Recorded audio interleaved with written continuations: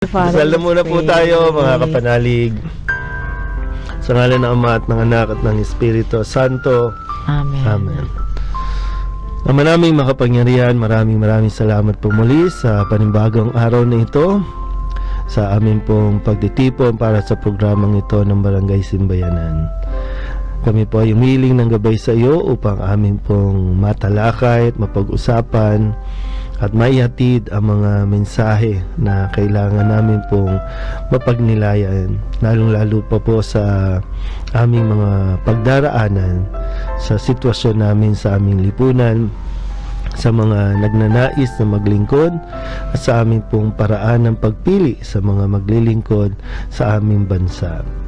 Kailangan po namin ang iyong Espiritu Santo ang gabay para po sa aming mga desisyon na gagawin.